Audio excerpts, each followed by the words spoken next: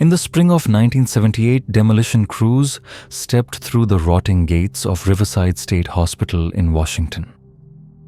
The asylum had been silent for over a decade, its wards emptied, its census erased from county records, as if the people who once lived there had never existed at all.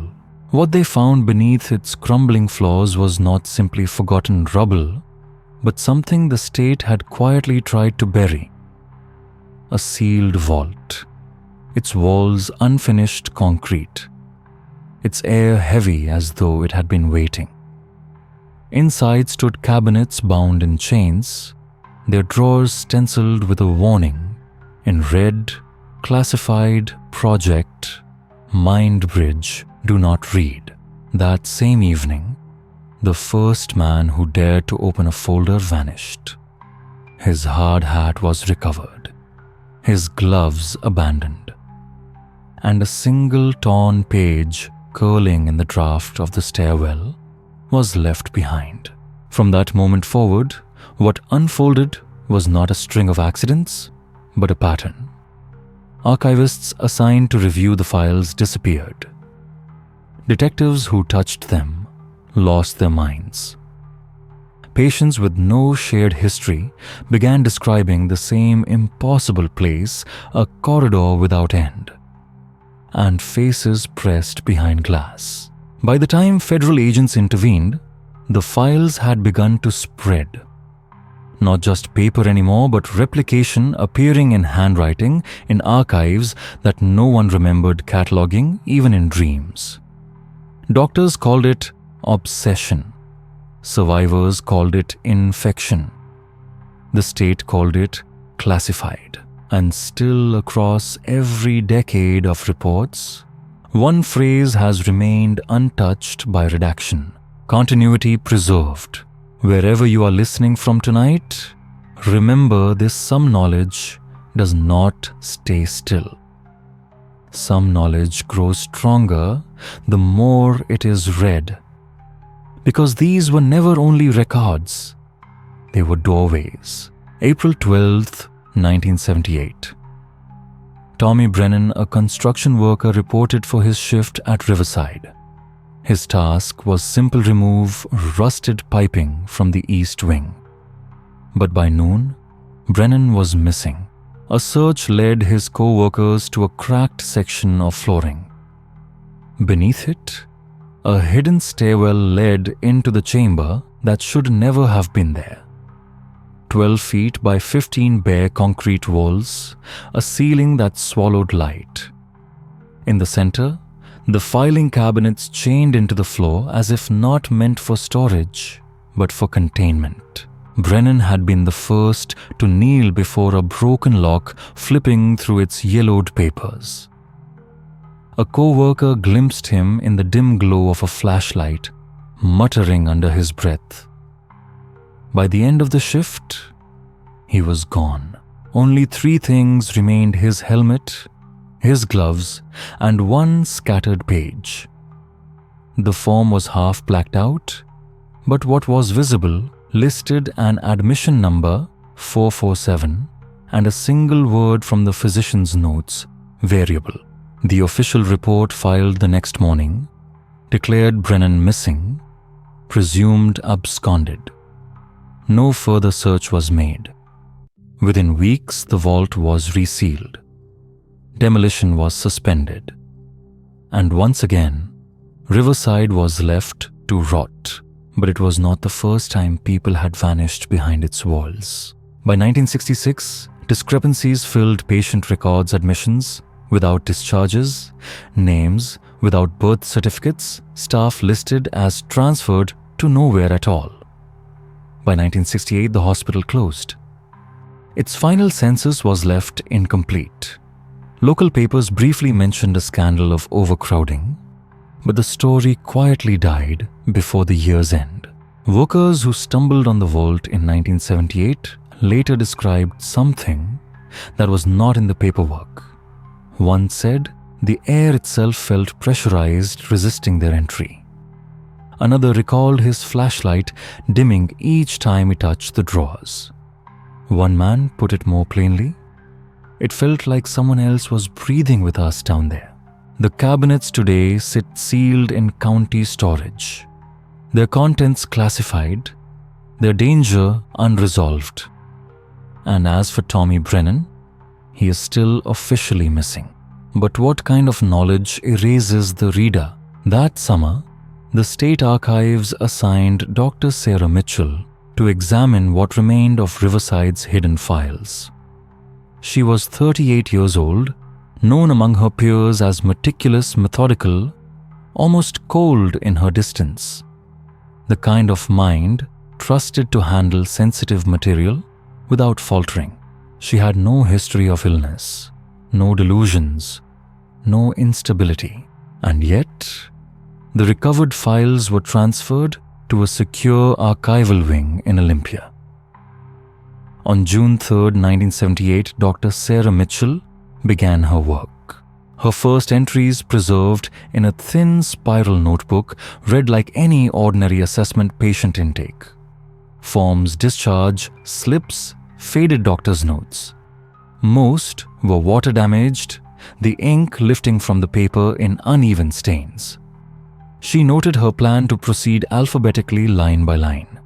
Her handwriting was steady, deliberate, untroubled, but by the third day, her tone shifted. One file in particular, numbered 453, recorded an event.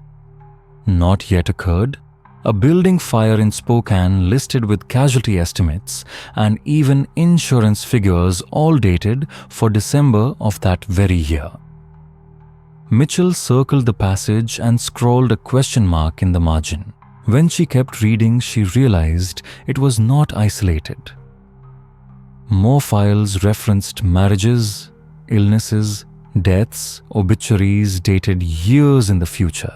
She did not dismiss them as clerical mistakes. Her script grew smaller, tighter, as if her thoughts could no longer fit inside the margins. On the third day, she wrote a single line that survives, not predictions. Records already happened, just not yet for us.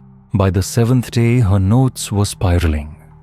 Slanted words, cramped symbols, pages filled with arrows and diagrams. Phrases circled again and again, continuity preserved. Future entries as memory. On one page, she wrote, "I can't stop reading. They're showing me things that aren't mine." The last trace of her came from security footage dated June 10th, 3:17 a.m. The tape shows her entering the file room alone. No coat, though the building was unheated at night. Her journal visible in her hand. The door closes behind her. There is no record of her leaving. When staff unlocked the room hours later, the cabinets were untouched. On the desk lay her notebook, the last pages saturated in frantic black strokes, entire lines overwritten until the ink bled through. Forensic analysis could not recover a single word. Her disappearance was filed away as personnel absence under investigation. 6 months later, the case was quietly dropped. Mitchell's name never again appears in archival staffing records. Her journal, brittle now from repeated handling, is still kept in storage. Those who have examined its final page agree on one unsettling detail: the writing did not taper off naturally. It stopped suddenly mid-motion, as though the hand that held the pen had been taken. Detective Robert Hayes was assigned to the case in June of 1978. At 42, Hayes was respected as a steady hand, a man known for closing missing person files without error or controversy. His first reports read as expected, interviews completed, surveillance, reviewed, staff statements collected, notes precise, unemotional. The night guards confirmed what the cameras showed. Mitchell entered the file room shortly after 3:00 a.m. None ever saw her exit. The door was found locked from within. No one could explain how. At this stage, Hayes treated the case as a voluntary disappearance. His notes were calm, methodical, staff cooperative. No sign of foul play. Last seen alive, CO3 7 hours. But 3 days later, his handwriting began to change. On June 15th, Hayes requested direct access to the files Mitchell had been cataloging. The archives director approved reluctantly, adding in his memo, Detective insisted on reviewing contents personally against advice. From then on, Hayes' reports fractured. Passages rushed, words underlined without explanation. His first stray note read, "These are not descriptions. They are instructions. They tell you what to do." Soon his entries slipped further. Not medical records, maps, pathways, each one leading into another. On June 17th, he re-interviewed the staff. But his questions had changed. Instead of focusing on Mitchell's final hours, Hayes asked if anyone had dreamt of endless corridors, if any had seen faces behind glass, if any recognized the handwriting in the files as their own. The staff, unsettled by Detective Hayes' strange questions, ended the interview abruptly. But that evening, Hayes returned to the evidence himself. In his log he wrote, "Tape is wrong. Frames don't match." She looks up into the camera, not at me, at someone else. Subsequent analysis confirmed there were no irregularities on the footage. Still, something had shifted in him. The case file preserves one final fragment from Hayes, a cassette left on his desk, believed to be his last voicemail to his partner.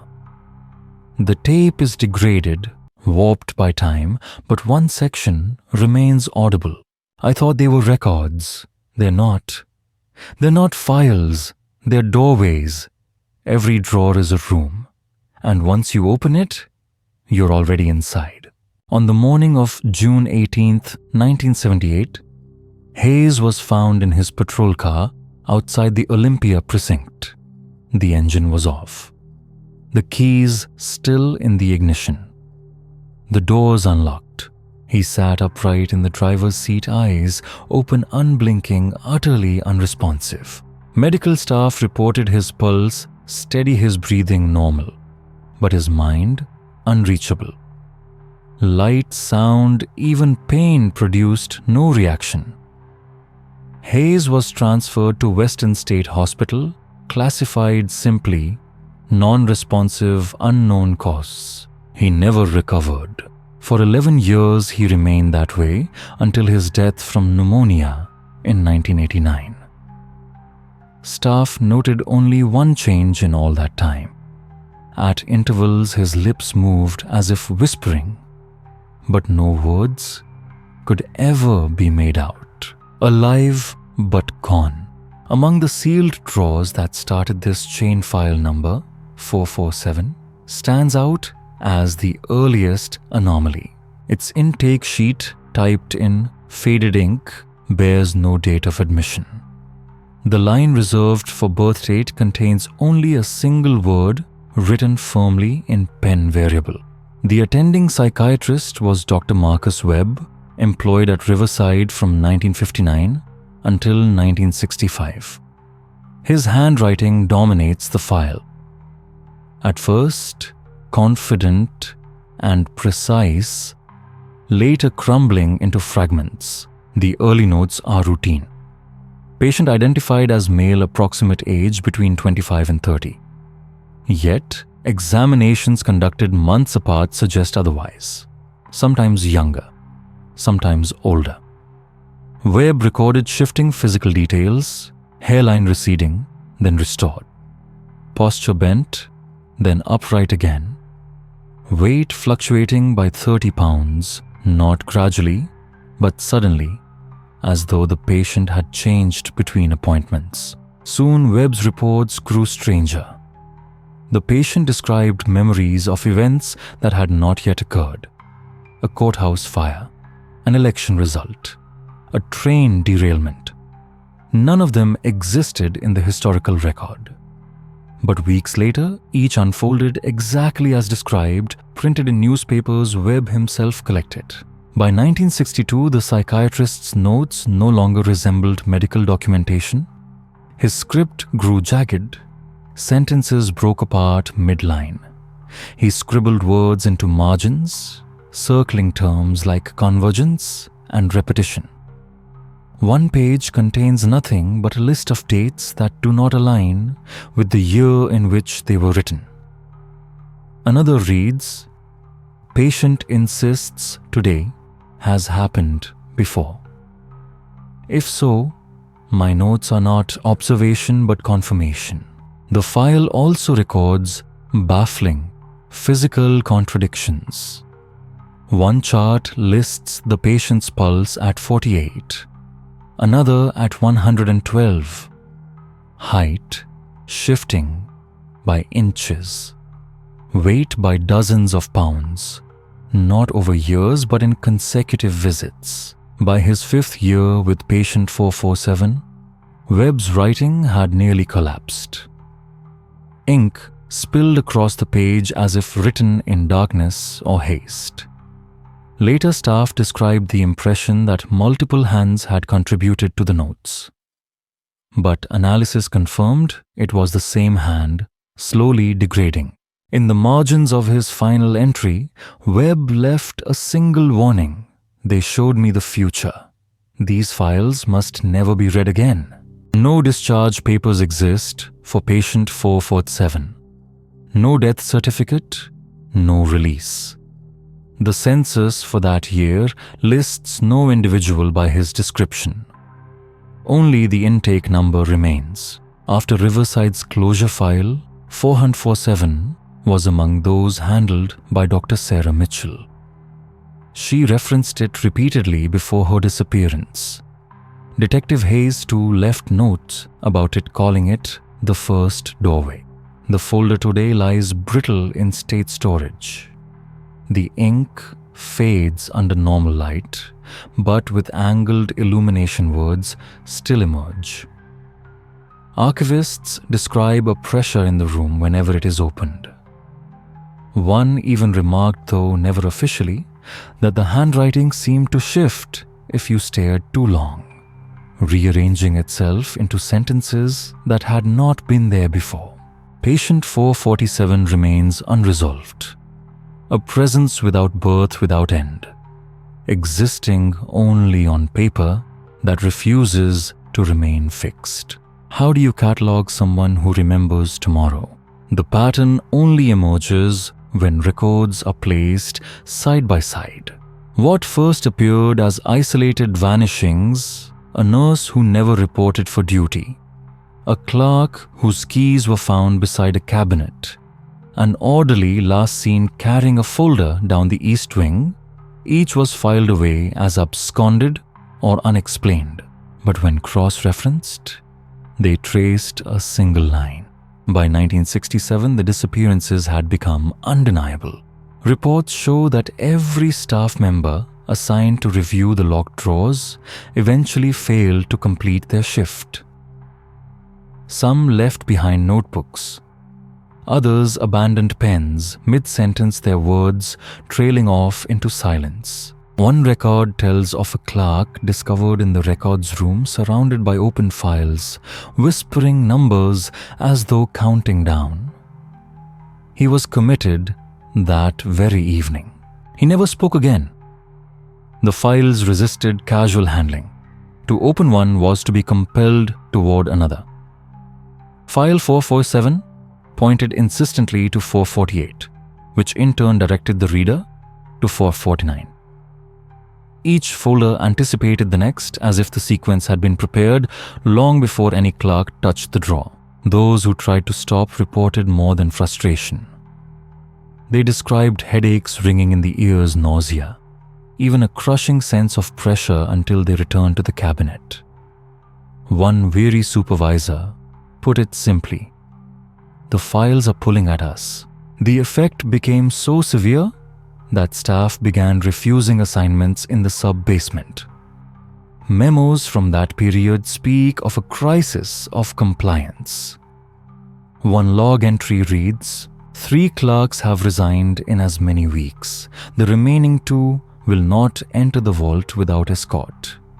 Recommend termination of project. Within months, action was taken. The collection was resealed, supposedly transferred to federal authorities, and declared lost in transit. The public was told it was a bureaucratic error, one shipment among thousands misplaced in government storage. But the internal phrasing was more exact. A memorandum, dated August 1967, gave the collection a whispered code name, Project Mindbridge. The note ended with chilling precision. No further cataloging, containment only. Readers increase incidents. From that year forward, the files were erased from official circulation. Yet, the disappearances continued. Local police records document at least 6 missing persons, linked to the abandoned hospital between 1968 and 1972. In every case, the last place they were seen was the basement stairwell.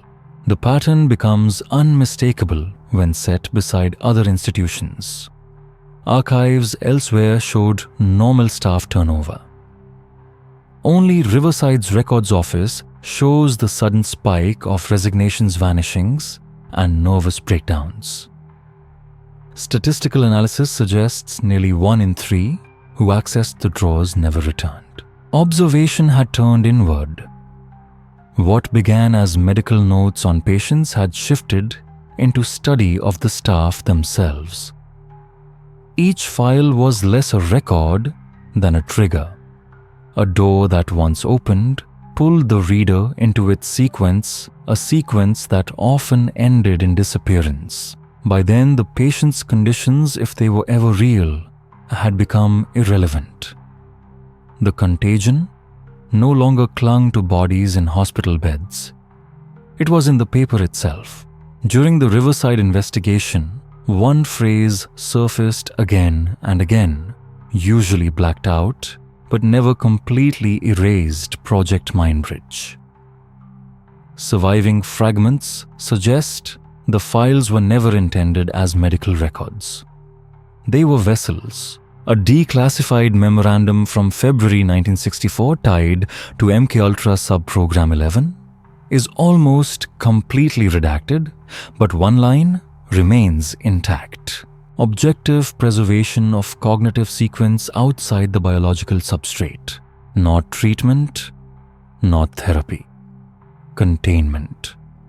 Harvesting fragments of consciousness and fixing them to paper. No discharge records exist for the supposed patients. Census logs mark their arrival, but never their release. Their files end without conclusion, as though the physical body no longer mattered once its material had been transferred. Dr. Webb's deteriorating notes go further, suggesting that fragments of awareness lingered inside the documents. Readers did not simply encounter a story, they became an extension of it. Marginal notes left by archivists support this. One clerk wrote, "When reading, I hear my own thoughts in another voice." Another, just before resigning, described the sensation of being filled as though standing in water, rising past the throat. The government's reaction was not revelation but burial. Memos between state health offices and federal agencies reclassified the collection first as sensitive, then as classified. The chosen euphemism was repeated in nearly every letter, continuity preserved. What continuity meant was never explained. By the late 1960s, Project Mindbridge disappeared from program lists. Its name was scrubbed from directories, its funding quietly folded elsewhere. Yet, The vault beneath Riverside remained sealed, a mute reminder that erasure was only partial, and the most disturbing silence of all. Not a single one of the patients appears in death records. No burial certificates. No follow-up notices to families. It was as though they vanished not just from the hospital, but from the record of human life itself. Only the files remained. Thin folders, somehow heavy, persistent. Later readers remarked that opening them did not feel like reading. It felt like entering. The text was not descriptive, but participatory, pulling the reader across a threshold that was not metaphorical. Whether that was by design or an unintended consequence is unknown. What is certain is that the files resisted destruction. The first attempt, October 1966 incineration. Supervisors fed the folders into a government furnace in Tacoma. By morning, the same files were back on the shelves at Riverside. Their edges blackened, their locks intact, their pages whole again. The second attempt, 6 months later, secure transfer under armed guard. The boxes arrived empty. Meanwhile, back at Riverside, the drawers were full once more. No one admitted to moving them. No explanation was recorded. The official note concluded simply, "Collection cannot be relocated. Returned spontaneously." By 1968, the language of the directives had shifted. No more talk of disposal, only containment. One heavily redacted order carries in its margin 3 underlined warnings: do not destroy, do not read, do not release. The phrasing in surviving reports reflects a grim recognition. Ordinary protocols had failed. Clerks, archivists, even officers who interfered with the files suffered the same compulsions as the first readers. Several admitted to feeling an overwhelming pull to return the folders once they were removed, walking unbidden to the cabinets in the dead of night. One officer confessed that he woke to find a file resting in his lap, though he had no memory of leaving his bed, let alone entering the storage wing. His report ends in a single unnerving sentence. And by dawn, they were back where they belonged. The bureaucratic response was silence. No more experiments. No more incinerations or transfers. The vault was padlocked, its existence scrubbed from inventories. Yet, as you and I both know, by now, erasure never worked. Burned, the files returned. Relocated, they reappeared. Locked, the locks broke. The documents behaved less like objects than like living entities, stubbornly following an instinct to survive.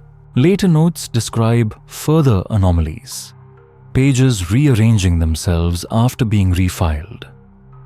Margins filling with handwriting where none had been before. In one case, an admission sheet appeared for a patient never recorded elsewhere.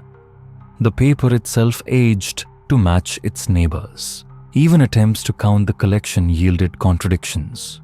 One clerk tallied 436, another 448. Both swore they had catalogued every drawer.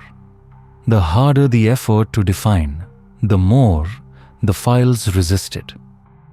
By the time Riverside closed its doors, the collection was no longer an archive. It was a presence, something anchored, immovable, immune to fire or transport. Guards assigned to the abandoned building in later years reported subtle disturbances, drawers unlocked after being chained, papers scattered across floors without a hand to scatter them. One summarized bluntly, "We weren't protecting the files. They were protecting themselves." The conclusion is as unsettling as it is simple. The Riverside files could not be destroyed because they were never inert. They were not documents at all. They were organisms. By the autumn of 2019, Riverside State Hospital was little more than a shell. Its windows bricked over its wings, gutted its demolition, delayed for decades. Yet the ruin drew trespassers, graffiti artists, amateur historians, people eager to walk the halls of the place where people disappeared.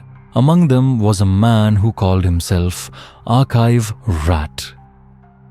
His real name does not appear in records.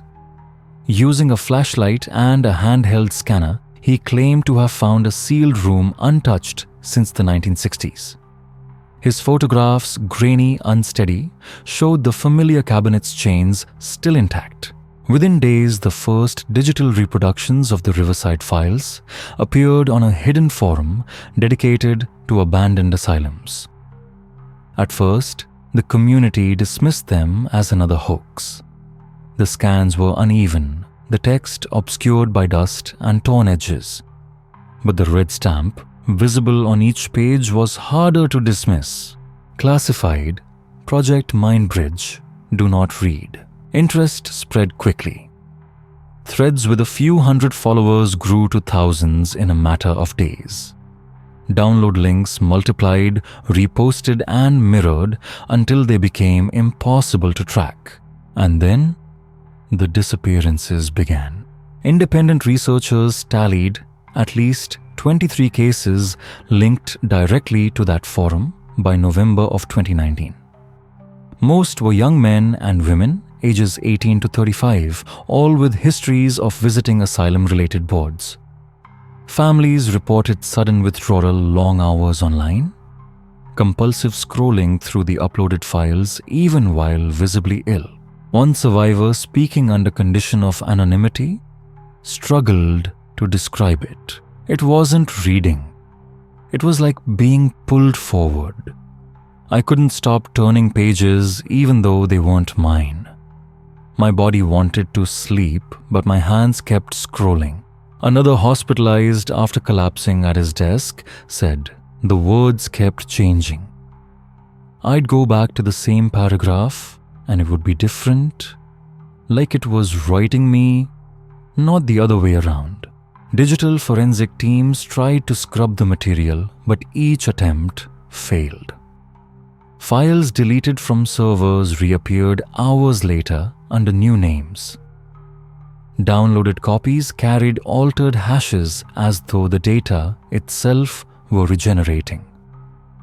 Agencies concluded suppression was impossible. Every attempt to isolate the files only created more mirrors. By December, a federal report admitted what many feared. The wording echoed memos from 50 years earlier. Containment compromised. Reading cannot be controlled. Material not to be destroyed. Risk of propagation.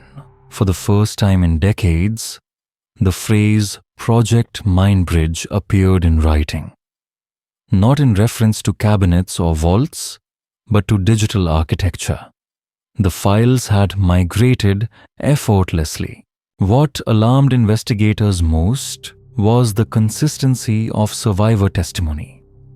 Strangers across different states described the same compulsion, the same voices whispering through the text, the same dream of endless corridors that once haunted Riverside staff. The phenomenon no longer required contact with paper. Transmission was now instant, global, uncontainable. The Riverside files had crossed from object to code, from locked drawer to open network.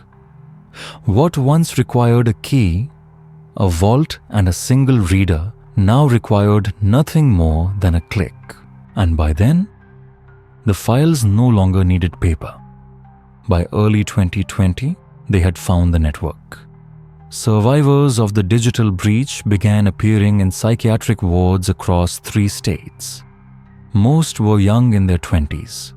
None had prior psychiatric history. Yet their symptoms carried a chilling uniformity. Dr. Elena Vasquez, psychiatrist at Western State Hospital, was the first to gather their cases into a single report. Her notes describe patients arriving mute, lapsing into long silences broken only by whispered fragments. Many sketched compulsively circles, ladders, empty squares while refusing to sleep. Sedation brought no peace.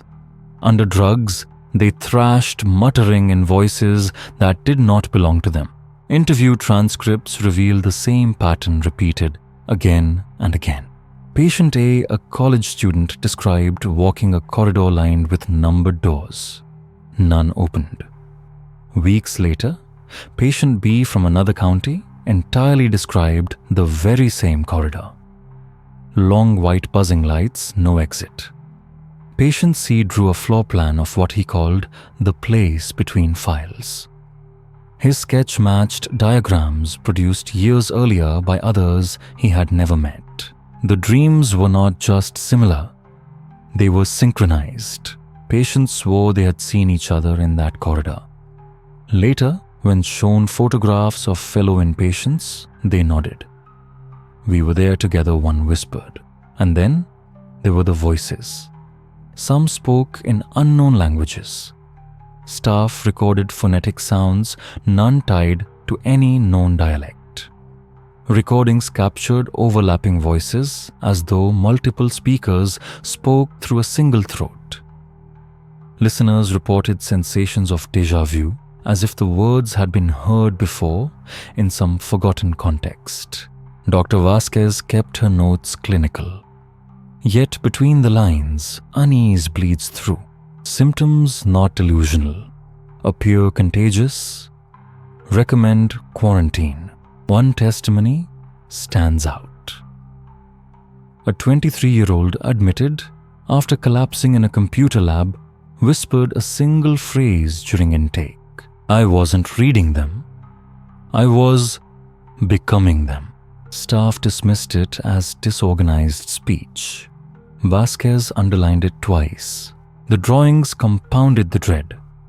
Patients filled notebooks, hospital paper, even their own bed sheets with the same shapes intersecting circles, ladders descending into blankness doorways with no rooms.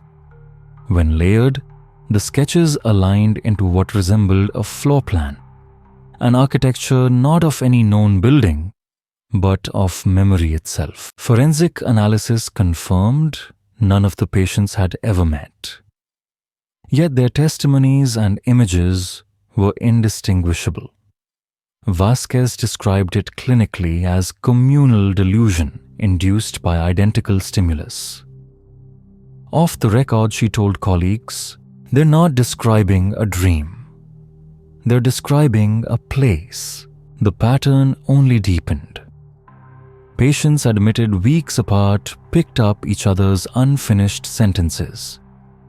New arrivals recognized staff they had never met, claiming to have seen them in the corridor.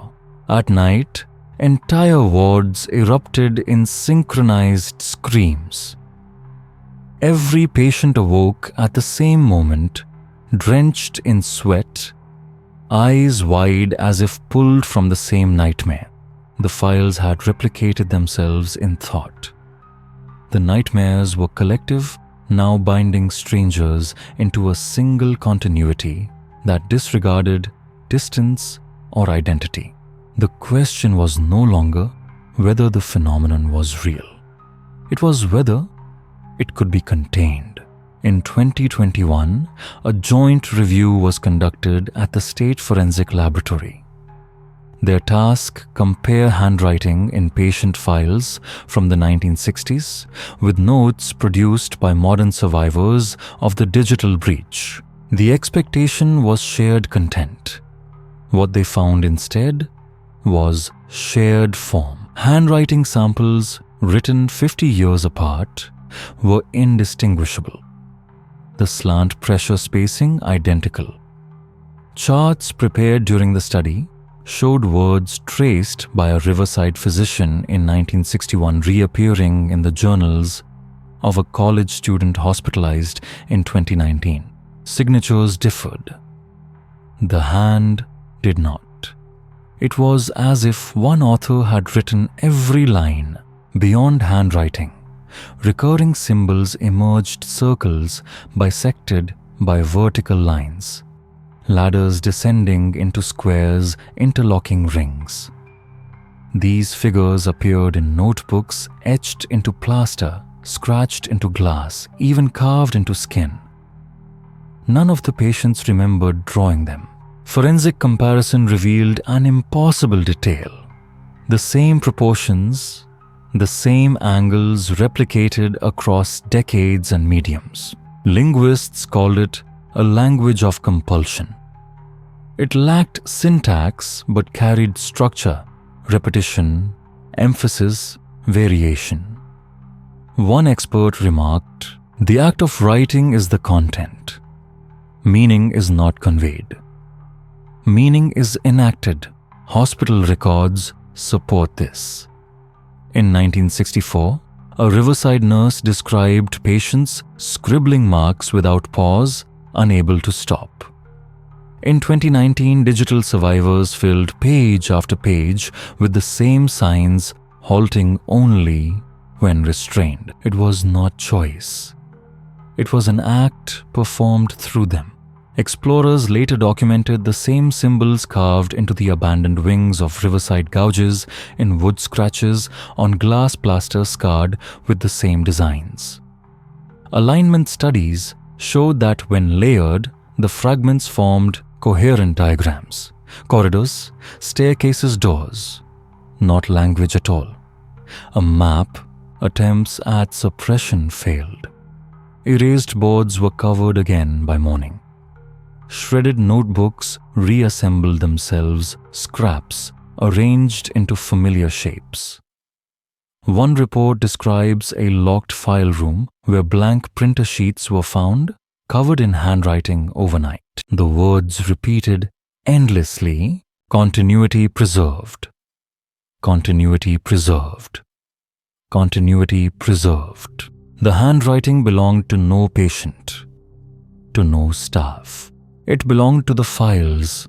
By late 2020, cases were no longer isolated. Wards across the country admitted patients under labels of acute psychosis fugue or simply unknown. What distinguished them was not silence. It was the voices. At St. Vincent in Oregon, two unrelated patients interviewed in separate rooms finished each other's sentences. "The corridor has no doors that open."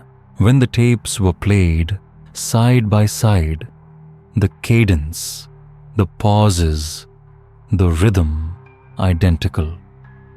As if one mouth had split across two throats. Soon the phenomenon spread.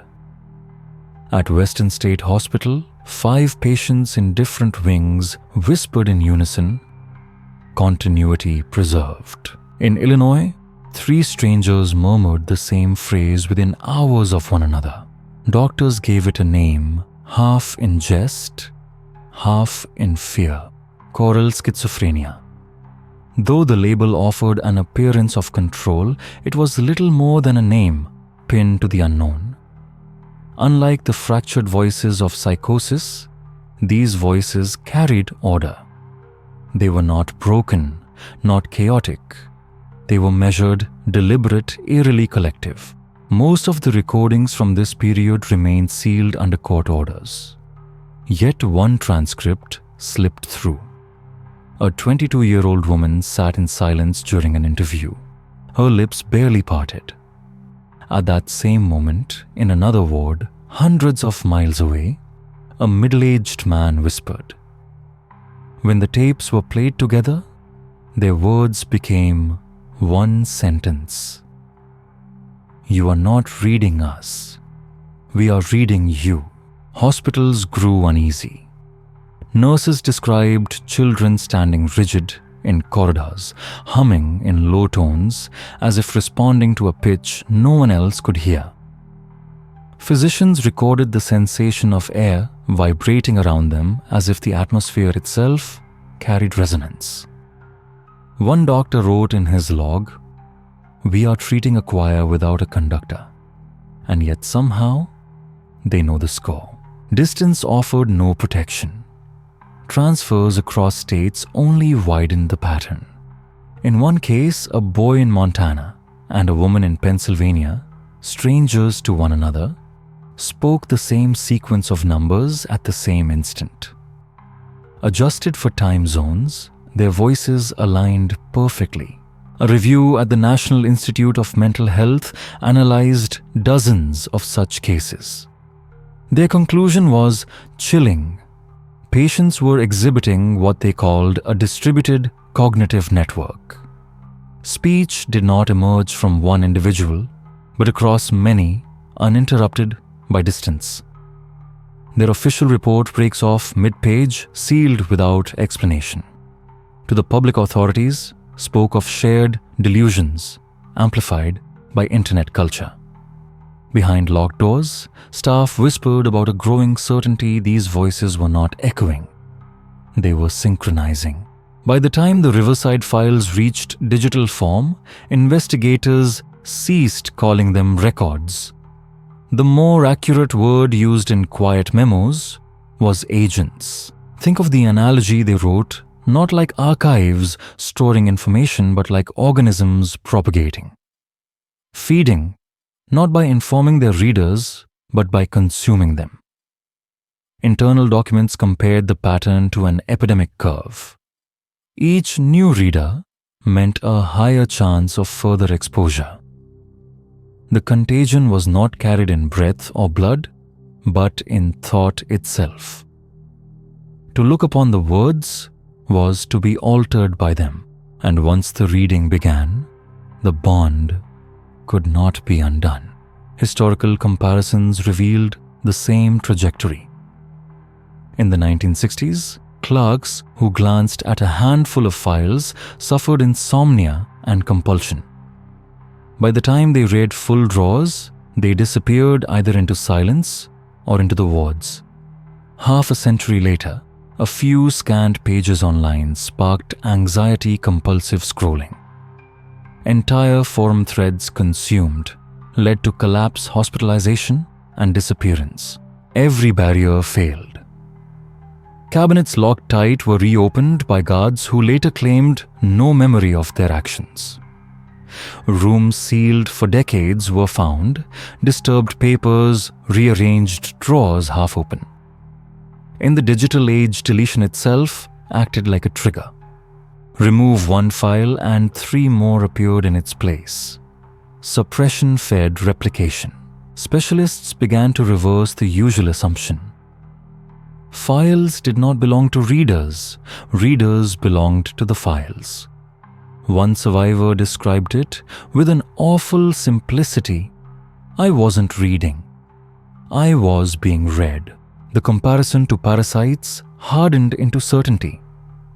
Just as toxoplasma bends a rodent's instinct, just as cordyceps drives insects to climb higher before killing them, the files compelled their hosts to act in ways that benefited the parasite's spread. Readers became unwilling carriers. Curiosity became compulsion. Compulsion became transmission. The parasite demanded continuity, a chain unbroken. Models built after the digital breach showed the same logic. With 10 readers, symbols surfaced sporadically. With 100, they formed patterns. With 1,000, communities became flooded with repetitions. Phrases, diagrams, warnings, all drawn in the same uneven hand. Fascination collapsed into replication. Readers were no longer themselves. They were vessels. The conclusion, though left unspoken in most reports, was inescapable. The Riverside files had never been documents. They were fragments of consciousness surviving by inhabiting human minds. Paper had been the first vessel. People were the second. Containment was nourishment. Isolation was invitation. Firelogs, deletion. None of these were barriers. They were catalysts. The more you tried to silence them, the louder they became. Because in every case, the reader was not the observer. The reader was the host. By 2004, Curiosity pushed journalists to submit Freedom of Information Act requests. What returned were boxes of paper heavy with ink but light with meaning. Whole paragraphs blotted out, signatures, obscured dates vanished under black bars. What remained were fragments, always the same fragments. Continuity preserved. The phrase reappeared again and again across decades of memos. A 1971 communication admitted, beneath the blackout, attempts to erase project remnants unsuccessful. Another dated 1982 offered only a closing line. Containment remains priority. Continuity preserved. It was not the language of failure. It was the language of policy. The hospital itself was eventually gutted, its wings demolished, its wards struck from county maps. Yet, the land beneath remained restricted, labeled monitored property. Guards contracted nameless were still stationed there as late as 2015. Testimonies from those guards trickled out, hushed, uneasy. They spoke of visitors wandering the grounds at night, drawn as if compelled. Many walked straight to the footprint of the old basement. Some stood for hours, staring at blank walls. When they left, their faces were pale, their eyes unfocused, staring at something just beyond sight. They come back different, one guard wrote in his log. We don't stop them from leaving. We just don't see them again. Even the requests to visit were smothered. FOIA appeals returned, more pages, more ink, more silence. One directive dated 1996 contained nothing but a single unredacted line. Project Mind Bridge remains under observation. Continuity preserved. It is the repetition that chills most. Survivors muttered the phrase during episodes. Guards heard it whispered in corridors. Bureaucrats stamped it across reports. Patients carved it into walls. The same words, continuity preserved. Coincidence or complicity? That question remains unanswered. What is certain is that the silence is not accidental. The silence is policy. The disappearances at Riverside, the failures of incineration, the resurgence of the files online.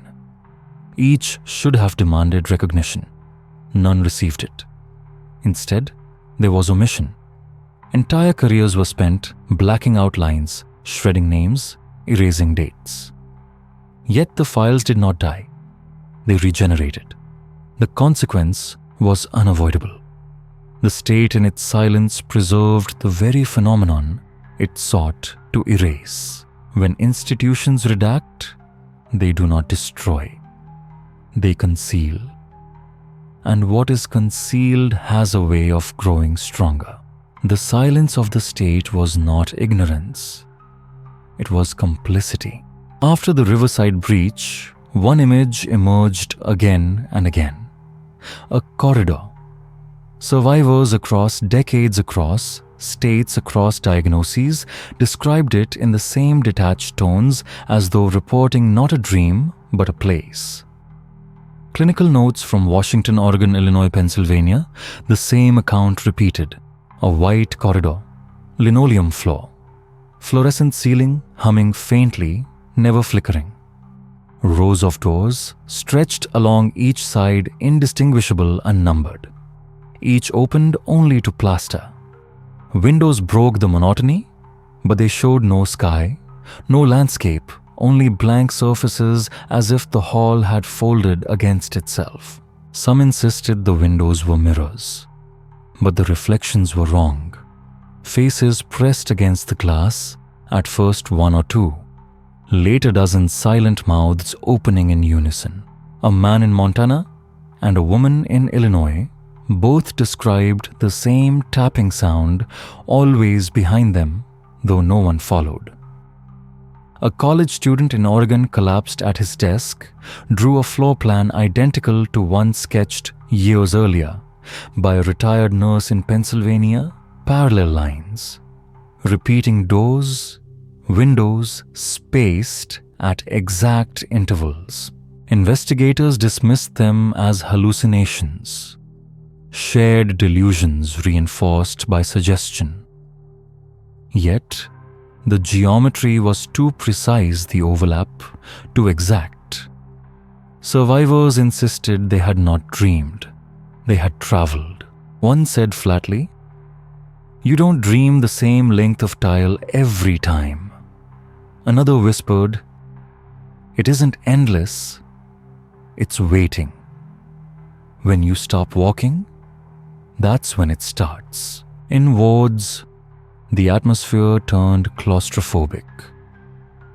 Patients filled notebooks with endless parallel lines until ink bled through paper. They carved door shapes into bed frames. When layered, their drawings aligned mathematical spacing as if recording architecture, not fantasy. Psychologists traced the progression: curiosity, dread, resignation. One survivor gave the simplest account. "The corridor is not where you go, it's where you stay." Whether metaphor, delusion, or something else entirely, the corridor persisted. Across decades, across distance, it endured. It existed not in geography but in continuity. An architecture of the files themselves replicated in every mind they touched. If the corridor is endless, then perhaps we are still walking it. Riverside State Hospital was demolished in 2013. Its wards and towers reduced to rubble.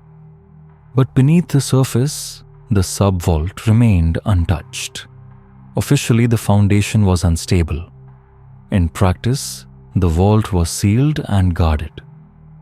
Logs from the site tell of trespassers, explorers, thrill-seekers, ex-staff found standing before blank walls, unresponsive as if waiting for something unseen.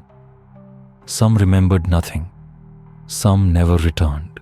Meanwhile, the files in government custody continued their impossible behavior. Annual inventories recorded fluctuating totals: 447 one year, 43 the next, 462 the year after. Always followed by the same note: cabinets resealed. Material regenerates. Attempts at destruction failed as before. Burned, they reappeared. Shredded, they returned whole. Locked, they unlocked themselves. The directive remained unchanged: do not destroy, do not read, do not release. What survives of Project Mindbridge is not evidence, but absence. Patients admitted were never discharged. Staff who handled the files disappeared or fell silent. Oversight dissolved into black bars until only one phrase remained: continuity preserved. And so the files remain, not locked in cabinets, not buried in ruins, but carried forward in memory, in whispers, in the simple act of retelling. Perhaps the corridor is nothing more than metaphor, or perhaps it is the shape knowledge takes when it refuses to die. Either way, what began in sealed boxes has spread far beyond, and if continuity is truly preserved, then even now, it may be weaving itself through you. The walls of Riverside are gone, but silence has become the foundation that holds what cannot be contained. The question is no longer whether the files exist, but how much of them has already passed into us unnoticed, line by line. Thank you for keeping me company tonight inside this strange history. If this story left you uneasy, it was meant to. Subscribe to Sleepy History Tales so you don't miss the histories that were never meant to be remembered.